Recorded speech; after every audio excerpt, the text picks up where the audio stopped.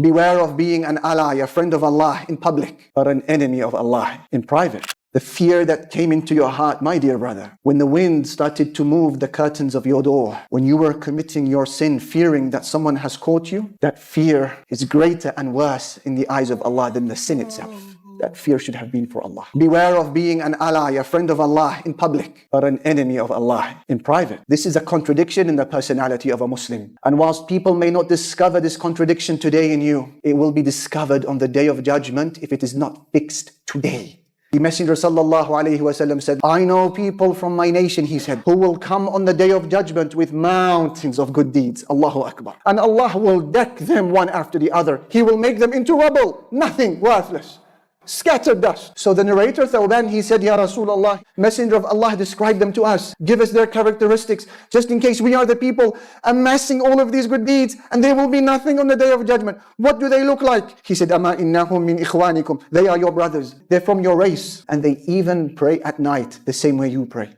What went wrong? He said, the problem is that they were a people whom when they were alone, they would step over the limits of Allah Jalla Jalla.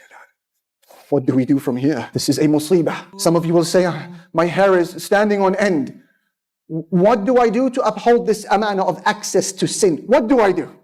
I will suggest 3 things in a minute or 2. And the first, a wholesome retreat to the book of Allah. To recite the Quran with tadabbur, with contemplation. And that is why Ibn Taymiyyah, he would say, he said, a person who recites the Quran with thought, contemplation. This becomes one of the strongest barriers between him and sins, or at least some of them. Find a way to access the Quran, to recite it with contemplation. That's number 1. Number 2, very quickly, ensure that you worship Allah privately where no one can see you. Give yourself a portion of private one-to-one ibadah, even if it is a minute a day. And that's why Ibn al-Qayyim, he said, the sins that people do when they are alone is the main reason why people go astray later on in life.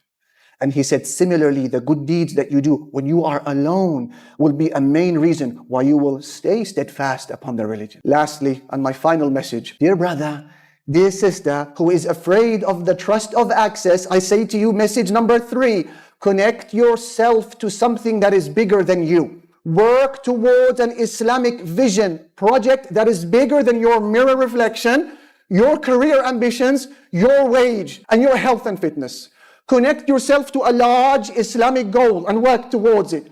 And watch how automatically most of these whisperings will be evicted from your life.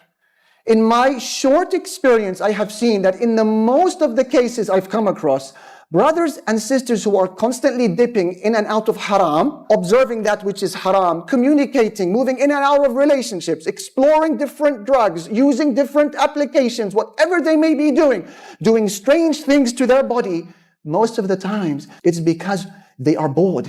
There is an emptiness in here. So they need to find something to fill that emptiness.